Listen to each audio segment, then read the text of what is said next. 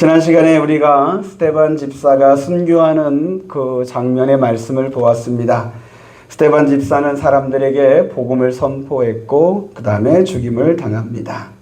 복음을 들은 사람들은 스데반을 성 밖으로 끌어가서 돌로 내리쳤습니다. 스데반은 죽으면서 주여 내 영혼을 받으옵소서라며 자기 영혼을 하나님께 맡기는 기도를 합니다. 그리고 곧바로 스데반은 이런 기도를 합니다. 주여 저들의 죄를 그들에게 돌리지 마옵소서. 이것이 스데반의 마지막 기도입니다. 스데반은 죽으면서 맨 마지막에 자기를 죽이는 사람들을 용서하는 기도를 합니다. 여러분, 용서. 이것은요, 복음이 우리에게 들려주는 은혜의 소식이기도 하면서 복음이 구원받은 저와 여러분들에게 요구하시는 믿음의 숙제입니다. 용서는 예수님께서 십자가에서 흘리신 그 십자가의 피로 하나님이 우리의 죄를 다 씻으시고 우리를 죄 없다 용서해 주신 은혜가 복음입니다. 아멘. 이 구원을 우리는 죄 사함의 구원이라고 합니다. 여러분, 예수님의 난리에 죽으셨음을 믿는 모든 사람들은 누구든지 다 죄 사함의 구원을 받은 줄로 믿습니다. 아멘. 이 구원의 은혜가 여러분 한 사람 한 사람에게 다 이루어진 줄로 믿습니다. 아멘. 그러면서 예수님은 우리에게 이렇게 말씀하셨습니다. 너희가 용서받았으니 너희도 용서하라. 너희가 용서받았으니 너희도 용서하는 자가 되라고 우리에게 용서라는 숙제를 주셨습니다. 여러분, 여러분들에게 금전적인 손해를 끼친 사람이거나 아니면 몸과 마음과 영혼에 상처를 준 사람이거나 정신적으로 고통을 준 사람, 여러 종류의 잘못과 또 범죄를 행한 그 어떤 사람이라도 예수의 이름으로 용서하라고 우리에게 숙제를 주셨습니다. 여러분, 용서는 복음의 숙제입니다. 한번 따라서 해주시기 바랍니다. 용서는 복음의 숙제이다. 여러분들 신앙생활하면서 이 숙제 해가시길 바래요. 아멘. 여러분들이 학교 다닐 때 숙제 안 하면 선생님께 혼났던 경험 있으시죠? 뭐 저만 있나 봐요. 대답도 안 하시는 거 보니까. 숙제 안 하면 혼나고 또 벌 받기도 하고 꾸중 듣기도 하고 그렇습니다. 용서하지 않고 하나님 나라 가면은 글쎄요 어떻게 될까? 아직 우리 중에 하나님 나라 가서 그 상황을 경험해 본 사람이 없기 때문에 정확히 알 수는 없지만 그러나 용서하지 않는 자에게 하나님이 그렇게 칭찬하지는 않으실 것 같아요. 근데 여러분 막상 용서하려고 하면은요 이 숙제 참 어렵습니다.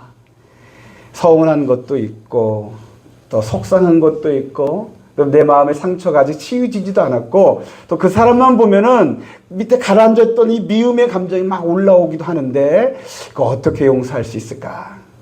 여러분 이런 용서는요 내 감정이나 의지로 할 수 있는 것 아닙니다.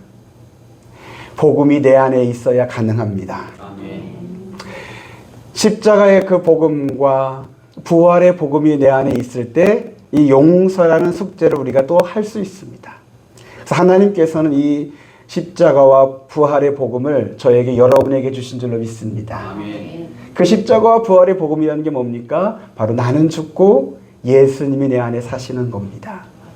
예수님이 내 안에 사실 때 주님의 그 마음으로 용서하게 되는 그 은혜로운 모습이 저에게서도 여러분에게서도 이루어질 줄로 믿습니다. 아멘. 이곳에 계신 모든 이들 어떠한 상처, 아픔, 고통 당했는지 모르겠지만 그러나 오늘 말씀을 통하여서 주의 십자가와 부활의 능력을 통해서 진정으로 용서하게 되는 이 숙제를 해가는 귀하고 복된 이 시간이 되기를 소망합니다. 자, 오늘 우리가 읽었던 사도행전 8장 1절에서 4절은요 스데반 집사가 이제 순교하고 난 다음에 이루어지는 사건을 기록한 말씀입니다. 1절 한번 다 같이 보겠습니다. 1절 초반부만 보겠습니다. 시작. 사울은 그가 죽임당함을 마땅히 여기더라. 자, 여러분 기독교 역사에서 예수님 다음으로 큰 영향을 끼친 사람이 바울이라고 그럽니다. 그 바울의 옛날 이름이 사울이고요. 그래서 이 사울이 이제 성경에 등장하는 장면이 스데반 집사의 순교 때입니다. 7장에서는 스데반을 향해서 돌을 내려칠 때 사람들이 겉옷이 거추장스러우니까 겉옷을 벗어서 내려놓는데 누구에게 놓냐면은 사울의 발 앞에 내려놓습니다.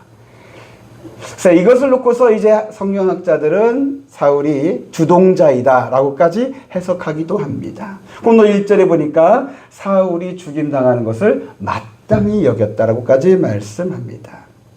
이런 사울이 훗날 회심하고 변화되어서 복음을 위해서 자신의 생명을 불태우는 하나님의 사람이 됩니다. 아멘. 여러분, 복음은 사람을 변화시키는 하나님의 능력입니다. 아멘. 그 하나님의 능력이 여러분에게도 역사할 줄로 믿습니다. 아멘. 그리고 정말 저 지긋지긋한 사람도 복음을 통해서 변화시킬 수 있음을 믿으십시오. 아멘. 왼수 같은 남편도 저 속만 썩이는 자녀도 주의 복음이 변화시켜서 하나님의 사람으로 변화시킬 수 있음을 믿으십시오. 아멘. 이 사울은 훗날 바울이 되고요. 그리고 그가 쓴 편지는, 각 교회들에게, 사람들에게 쓴 편지는 신약 성경이 됩니다. 로마서, 고린도 전후서, 갈라디아서, 에베소서, 빌립보서, 골로새서, 데살로니가 전후서, 디모데 전후서, 그가 쓴 13권의 편지가 신약 성경 27권 가운데 13권이 신약 성경이 됩니다. 제가 바울에 대해서 이렇게 칭찬을 하면은 바울은 뭐라고 대답하냐면, 아닙니다. 내가 한 것이 아니라 하나님이 하신 것입니다. 그 다음에 바울은 이렇게 말을 합니다. 저는 죄인 중에 죄인입니다. 무익한 종입니다. 저는 스데반이 죽을 때 찬성했고 돌 던지는 사람들을 옷을 지켰고, 그리고 교회를 잔멸할 때, 박해할 때 제가 앞장섰던 사람입니다 라고 바울은 후회하면서 고백을 합니다. 그러면서 나는 죄인 중에 괴수라고 그 유명한 말을 하기도 합니다. 바울이 예수님을 만나고 나서 회심하고서 두고두고 후회했던 것은 이 스데반의 죽음과 교회를 박해했던 자기의 그 과거의 모습이었습니다. 자, 그러면 사울은 이때 왜 스데반의 죽음을 마땅히 여기고 교회를 핍박하는 일에 앞장을 섰을까? 이에 대해서 바울이 한 말이 있습니다. 디모데전서 1장 13절에 바울이 이렇게 말합니다. 내가 알지 못했기 때문입니다 라고 말을 합니다. 몰랐었다는 말이에요. 이 사울의 죽음, 아니 스데반의 죽음을 마땅히 여긴 거, 교회를 박해한 거 나는 몰랐다는 거예요. 그럼 뭘 몰랐느냐? 한마디로 말해서 복음을 몰랐어요. 여러분, 사울은 당시에 최고의 지성인들이 배운다는 가말리엘의 문화생이었어요. 그는 성경학자였고 율법학자였어요. 그래서 사울은 당시에 유대교에서 지도자 역할을 했다고까지 그렇게 해석이 가능해요. 그런 사울이 자신의 무지를 내가 몰랐다라고 그렇게 고백을 하는 거예요. 사울은 성경은 잘 알았어요. 성경 말씀이 어디에 있고 이 성경은 어떻게 쓰여졌고 배경이나 역사나 이런 건 잘 알았어요. 그런데 성경이 전하고 있는 하나님의 메시지는 몰랐어요. 하나님이 약속하신 메시아가 예수님이신 것을 몰랐어요. 하나님께서 진짜 원하시는 것은 한 영혼이라도 구원해서 하나님께로 돌아오게 하는 것임을 몰랐어요. 하나님의 계획은 이 땅에 하나님의 나라가 이루어지게 하는 것임을 몰랐어요. 복음을 모르다 보니까, 복음을 모르면서 그가 했던 모든 열심은 오히려 하나님의 뜻을 거스르는 것이 되고 말았어요. 여러분, 모르면서 무지하면서 열심을 내는 사람이 진짜 위험한 사람이에요. 그런데 오늘날에도요, 교회를 다니는 성도들 가운데 이 사울과 같이 모르면서 다니는, 교회를 다니지만 복음이 뭔지, 하나님의 뜻이 뭔지, 하나님의 계획이 뭔지 모르면서 교회를 다니는 분들이 있어요. 그냥 교회 다니면서 복 받으면 좋은 거야. 교회 다니면서 잘 되고 평안하고 형통하면 되지. 굳이 뭐 그거 알아야겠나? 뭐 이렇게 생각하면서 다니는 분도 계실지도 모르겠어요. 여러분, 이런 분들은 교회 용어는 잘 알아요. 오래 다녔으니까 10년, 20년 다니면 교회 용어 잘 알죠. 뭐 샬롬, 아멘, 할렐루야 이거 잘해요. 또 형제 여러분, 자매 여러분 이런 말도 잘해요. 성경도 잘 찾아요. 그래서 여러분들 가운데 제가 빌립보서 몇 장 몇 절이라면은 구약에서 찾는 분도 아직도 계시더라고요. 전 괜찮아요. 그거 못 찾아도 어때요? 구약 한참 뒤져지다가도 어때요? 내가 찾아주면 되잖아요. 근데 이런 분들은 또 잘 찾아요. 그런데 성경이 전하고 있는 복음은 모르면서 신앙생활하는 분들, 그런 분들 진짜 위험해요. 이분들은요, 사울처럼 영혼을 죽여요. 교회 안에서 성도들과 싸워서 성도들의 마음과 영혼에 상처를 줘서 교회를 떠나게 해요. 우리 한국에 교회에서 상처받아서 떠났던 사람들이 1000만이 넘는다 그래요. 여러분 안 놀라시는 거고 다 알고 계시다는 얘기인데 이게 얼마나 많은 숫자인지요. 지금 이제 우리 한국에서 교회 다니고 있는 성도들이요 600만 정도 된다 그래요. 700만, 많이 치면 700만. 이제는 다니는 성도들보다는 상처받아서 안 다니는 성도가 더 많아진 거예요. 뭐 이래도 안 놀라시면 뭐 어쩔 수가 없고요. 그리고 세상에서는 참 말씀과는 전혀 상관없이 살아서 이웃들과 사람들과 싸우고 또 이기적이고 욕심부리고 해서 사람들이 교회에게 등 돌리게 만들어버려요. 교회에 대한 호감도요 지금 아주 나빠요. 지금 14% 정도 됐다 그래요. 물론 여러 가지 요인이 있겠지만 아무리 생각해봐도 예수 믿는다고 하는데 전혀 예수 닮지 않는, 예수와 상관없이 사는, 전혀 복음을 모르는 사람들도 한몫한다는 생각이 들어요. 사울이요 8장 1절에 스데반의 죽음을 마땅히 여겼던 그 사울이 나중에 복음을 알고 나서 복음을 모르는 게 얼마나 위험한 것인가를 깨닫고 이 복음을 알리려고 자기의 전 인생을 다 불태웁니다. 여러분 복음을 아십시오. 하나님이 진짜 알려주고 싶은 것이 복음입니다. 이 복음을 들으십시오라고 홈런 외쳤습니다. 그런데 스데반이 그렇게 열심히 자기의 생명을 걸고서 복음을 알리려고 했다면 마귀는 어떻게 해서든지 복음을 듣지 못하도록 방해를 해요. 그리고 이것이 기독교 선교의 역사예요. 근데 마귀는 지금도 복음이 전파되는 곳에 마귀 역사가 있더라고요. 여러분 교회 와서 말씀 들을 때 자꾸 졸리고 딴 생각이 나는 거 여러분 그거 당연하게 생각하지 마십시오. 여러분들이 겪고 있는 영적 싸움이에요. 복음을 듣지 못하도록. 나는 교회에 오면 편해서 어쩔 수 없이 잔다. 하나님이 사랑하는 자에게 잠을 주신다고 하셨으니까 난 잠자는 거 괜찮다. 근데 여러분 TV 볼 때는 안 졸잖아요. 핸드폰 볼 때는 안 졸잖아요. 저희 막내 교회에서 잘 자거든요. 근데요 핸드폰 볼 때는 2시, 3시도 거뜬히 하더라고요. 저는 우리 양육교회 성도들이 교회에 오는 것도 사실 여러분 이 자리에 온 것도 승리인 건데요. 이 자리에 와서도 영적 싸움에 승리하여 주의 복음을 듣게 되기를 바랍니다. 아멘. 그리고 여러분들이 복음을 아는 자가 되시길 바라요. 그 복음을 믿는 자가 되시길 바라고 복음을 전하는 자까지 되실 수 있게 되기를 바랍니다. 아멘. 사실요 저도 제가 목사지만 복음이 뭔지 모르고 목사짓 했던 적도 있어요. 제가 이제 목사 안수를 받고 이제 사람들에게 설교를 하는데 어떻게 설교 준비를 했냐면 사람들이 좋아할 만한 주제를 선정을 하고 그 주제에 맞는 성경 구절을 인용을 하고 그리고 이제 우리나라나 아니면 저 미국이나 먼저 이렇게 좀 있는 사람들이 좀 좋은 예화들을 찾아서 적당하게 버무리면 좋은 설교가 그렇게 만들었던 적이 있어요. 그래서 저는 이게 참 좋은 설교문이다라고 생각했던 적도 있고 그렇게 설교를 했었어요.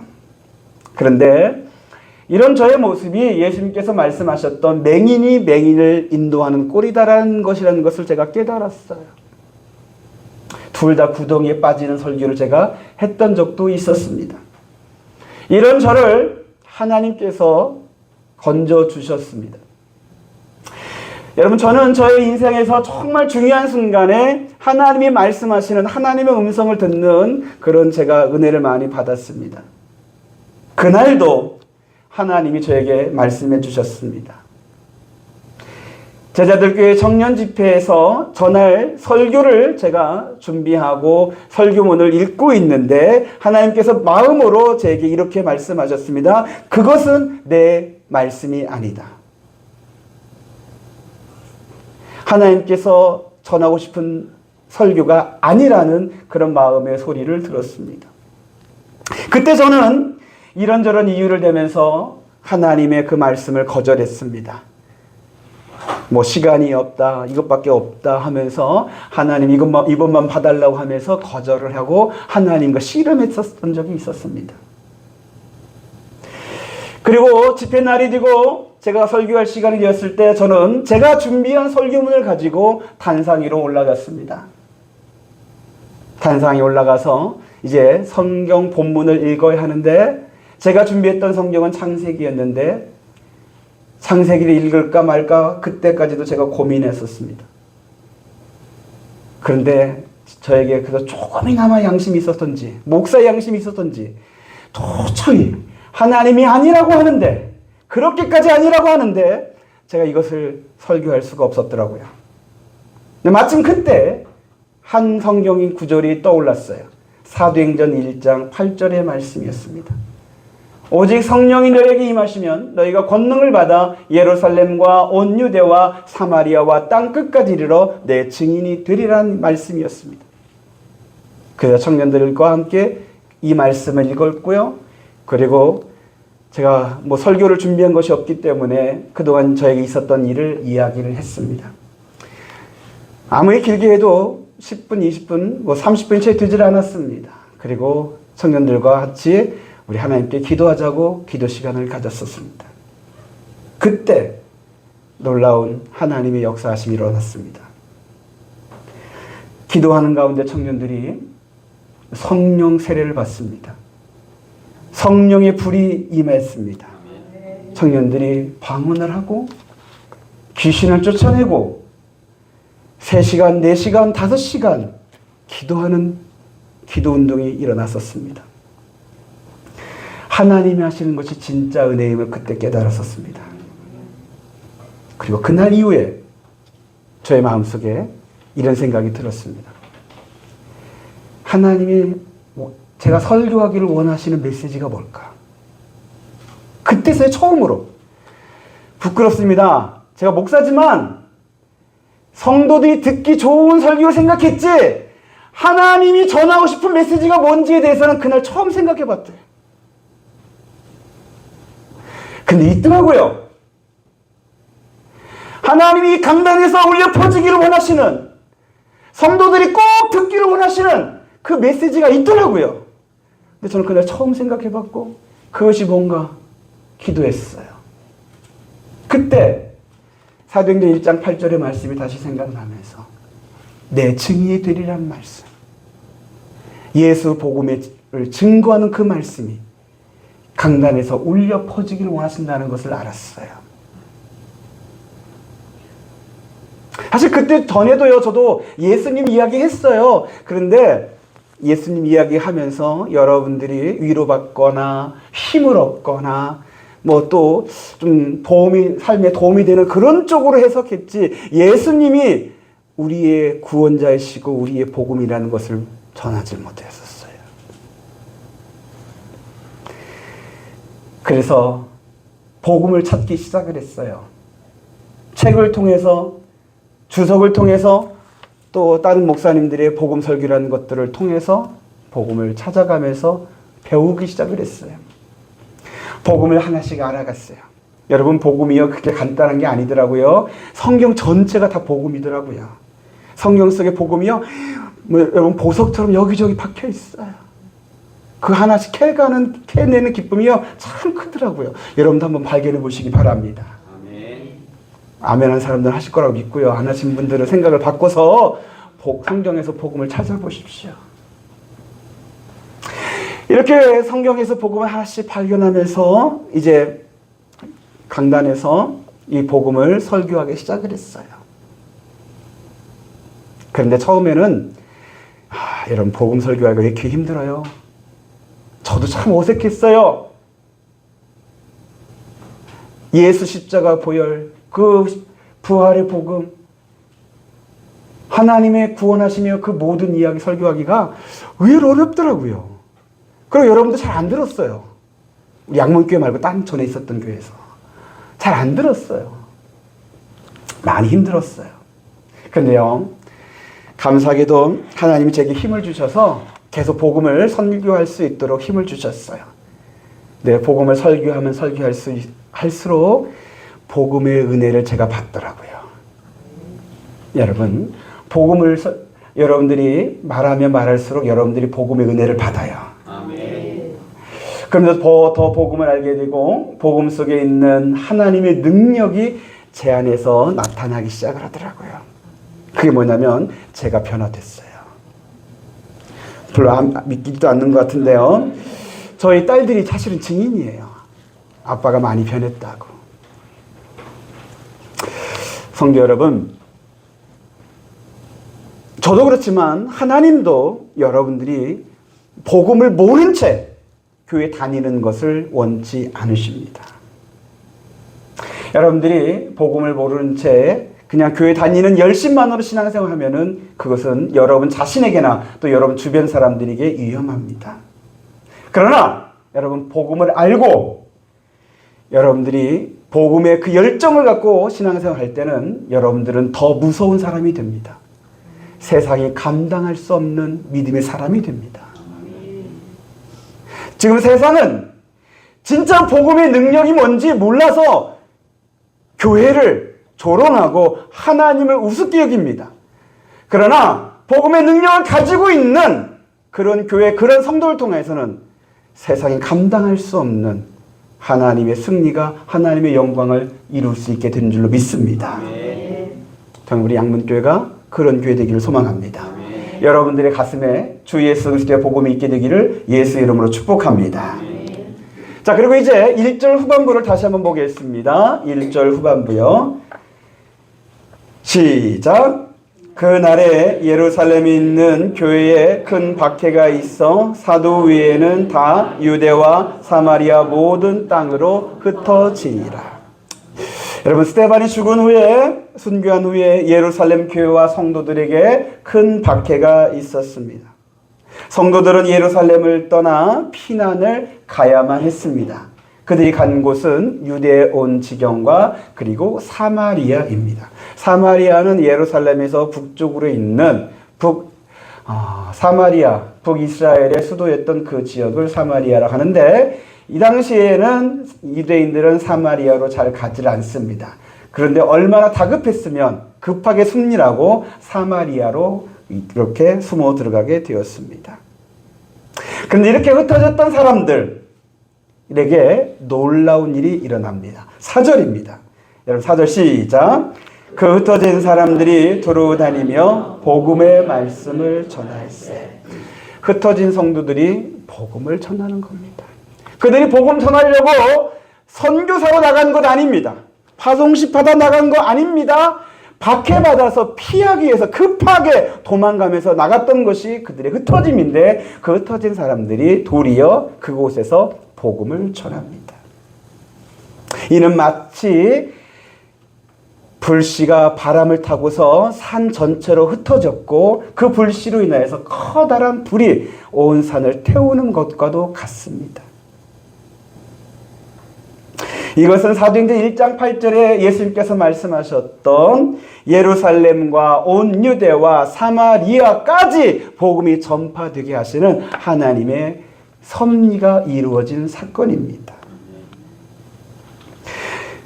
사마리아와 온 유대까지 복음이 전파되도록 하나님께서 예루살렘 교회를 치셔서 그들이 흩어지게 하셨습니다. 근데 여기서 궁금한 것이 생기게 됩니다. 하나님께서 예루살렘 교회가 흩어지게 하시는데 왜 굳이 스데반이 죽게 하거나 큰 박해를 당하는 이 고난을 왜 예루살렘 교회에 허락하시는 것일까? 라는 의문입니다. 왜일까? 하나님의 기쁘신 뜻을 우리가 다 헤아릴 수는 없지만 그러나 이제 사도행전에서 지금까지 보았던 것을 토대로 보면 이렇습니다. 여러분, 예루살렘 교회는요, 모이는 은혜가 있었습니다. 예루살렘 교회가 부흥이 있었습니다. 베드로가 설교하니까 3,000명의 사람들이 회개하고 세례를 받았습니다. 그리고 그들은 날마다 모여서 찬송하고 기도하고 간증하면서 하나님의 역사하심을 찬양했고, 그리고 떡을 떼면서 예수의 성만찬을 재현했고, 그리고 코이노니아 같이 교제하면서 사랑을 나눴습니다. 모이는 기쁨이 넘치는 교회였습니다. 여러분, 복음 있는 교회는 이런 은혜로운 모습이 이루어집니다. 그런데 예루살렘 교회는 여기까지였습니다. 모이는 것이 좋다 보니까 모이는 것에만 힘을 썼습니다. 나가는 것, 흩어지는 것은 몰랐습니다. 하나님의 뜻은 예루살렘만이 아니라 온 유대와 사마리아와 땅 끝까지였는데 예루살렘 교회는 예루살렘만을 생각했었습니다. 흩어지지 않으려고 하니 하나님이 그들을 흩으시게 하여 핍박이라는 작대기로 그들을 치셨다라고 그렇게 해석을 할 수가 있습니다. 반면에 초대교회 가운데 이 흩어진 사람들이 전도해서 저 시리아의 안디옥이라는 곳에 교회가 세워졌는데, 그 안디옥 교회에는 또 교회에도 부흥의 역사가 있었고 많은 사람들이 모였었습니다. 근데 이 안디옥 교회는 복음으로 모였고, 그리고 이 복음을 전하게 하여 흩어질 줄 아는 교회의 모습을 합니다. 안디옥 교회는 교회의 지도자였던 바울과 바나바를 선교사로 파송을 합니다. 그리고 그들을 위해 기도하고 그들을 열심히 돕는 역할을 합니다. 떠나는 선교와 보내는 선교를 감당하는 교회가 됩니다. 여러분, 그들은 모여 예배하고 스스로 흩어져서 선교하는 교회의 모습을 했습니다. 이 안디옥 교회를 통하여서 땅 끝까지 복음을 전하는 하나님의 계획이 하나씩 이루어지게 됩니다. 오늘 말씀의 제목은 복음을 가지고 흩어지라입니다. 한국의 교회가 사실은 모이는 기쁨에만, 모이는 것에만 치중됐던 것이 있었습니다. 모이라고 말합니다. 날마다 모이라고 말합니다. 모여서 예배하고, 모여서 찬송하고, 모여서 기도하고, 날마다 모이는 숫자만큼 믿음이 좋다라고까지 말을 합니다. 그러나 여러분들의 믿음은 교회에서 증명되는 것이 아니었습니다. 여러분들이 교회 많이 오는다고 해서 믿음 좋다, 우리는 그렇게 보지만 하나님은 그렇게 보진 않습니다. 여러분들의 믿음이 진짜 좋은 것은 여러분들의 삶의 현장에서의 여러분들의 모습입니다. 흩어졌을 때 그곳에서 여러분들이 예수 향기를 나타내는지, 예수 복음의 증인인지, 이 복음의 말씀을 사람들에게 말하는지, 이것이 여러분들의 믿음이 드러나는 순간입니다. 우리 양문교회, 저는 이런 교회 되었으면 좋겠습니다. 모여서 예배하고 흩어져서 선교하는 교회. 아멘. 한번 따라서 해주시기 바랍니다. 모여서 예배하고 흩어져 선교하는 교회. 그래서 선교하기 위해서 자주 교회 모일 필요 없어요. 일주일에 한 번이면 되고요. 나머지 날은 여러분들이 삶의 자리에서, 가정에서, 직장에서, 지역에서 예수 복음을 열심히 전하면 돼요. 사실 그것이 여러분들이 드릴 영적 예배이기도 해요. 모이지 말라고 하면 또 어떤 분은 또 이단 아니냐 뭐 이렇게 하시는데, 꼭 그렇게 생각하지 마십시오. 여러분, 건강한 교회는요, 시설이 좋거나 사람들이 많이 모이거나 어떤 프로그램을 해서 건강한 교회가 아니라 건강한 교회는 어떤 걸 가지고 있냐면 사명의식을 가지고 있어요. 교회가 왜 세워졌습니까? 복음을 전하라고 교회를 세운 거예요. 여기가 좋사오니 우리끼리 좋사오니 이것만 생각하면 그 교회는 병이 들어요. 사명을 잃어버리면 교회는 병들어요. 오늘 참 많이 모이셨어요. 너무 감사해요. 이렇게 꽉 찬 모습, 주일에 꽉 찬 모습, 예전엔 상상도 못할 일이에요. 양문교회 사실 이 반절도 못 했던 적도 많아요. 이렇게 많이 모여서 너무 감사한데요. 그러나 모이는 것만이 전부는 아니에요. 하나님께서 우리에게 주신 사명을 감당하지 못하면, 잊어버리면 교회는 병들어요. 그 병든 교회 하나님께서 수술하시려고 작대기로 치실 때도 있는 거예요. 제가 저의 친구의 고향교회 선배 목사님 이야기를 들을 때 정말 큰 도전을 받은 적이 있어요.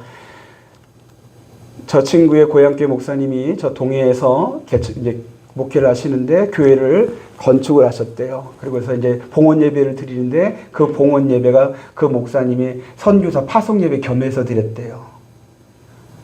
교회를 건축하고 선교사를 파송했대요. 그래서 저도 그렇게 할까 봐요.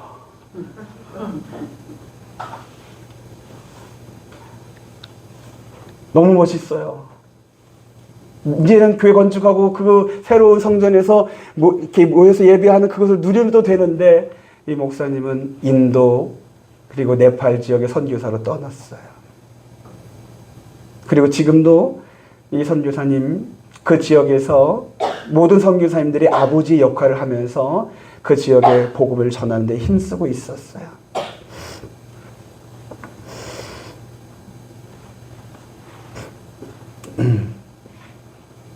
예배 전에 십자가의 전달자라는 찬양을 했어요. 여러분 아시죠? 십자가의 전달자. 내게 주셨던 그 십자가 내 안에서 부끄러지 않게 해야 하는데 우리 사실 많이 좀 부끄러웠습니다. 우리 양문교회 주의 십자가 부끄럽지 않게 하는 교회 되기를 소망합니다. 여러분 모여서 예배하고 흩어져 선교하는 그런 교회가 되어야 하는데, 흩어질 때 그냥 흩어지면 안 돼요. 여러분들의 가슴에 복음의 불씨가 있어야 돼요. 그냥 흩어지면은요, 그냥 그 작은 불씨는요, 흩어지면 그냥 꺼져버려요. 그러나 복음의 불씨 있으면, 꺼지지 않는 불이 있으면 어느 곳에 가든지 그곳에서 복음을 전할 수 있게 돼요. 그 가슴에 있는 불씨가 뭐냐면 바로 예수예요. 나는 죽고 예수가 사는 그 불씨가 있을 때 흩어져도 그곳에서 복음을 증거하는 증인이 되는 거예요. 나는 죽고 예수가 사는 사람은 환경에 대한 판단이 달라져요. 흩어지는 거, 야, 하나님이 왜 나에게, 우리에게 이런 고난을 주셨을까? 이렇게 생각하지 않고 흩어진 이것을 복음의 기회로 알아요. 하나님이 나에게, 우리에게 왜 이런 아픔을, 이런 상황을, 이런 환경을 왜 만드셨을까? 예수로 산 사람은, 예수의 불이 있는 사람은 이것을 하나님의 뜻을 이루는 기회로 삼아요. 하나님이 내게 맡기신 사명을 감당하는 기회로 생각해요. 모든 것이 합력하여 선을 이룬다라는 그 말씀이 이에서 오늘 여기까지 나를 인도하셨구나 라고 그렇게 여기며 그곳에서 복음을 전하게 돼요. 저도 여러분도 그와 같은 사람 되기를 바랍니다. 사랑하는 성도 여러분, 여러분의 가슴에 예수 복음이 있게 되기를 바랍니다. 그리고 이 복음 가지고 여러분들의 가정으로, 직장으로, 또 이 지역으로, 또 세계 열방으로 흩어질 줄 아는 우리 양문교회가 되기를 우리 주 예수 그리스도 이름으로 축복합니다.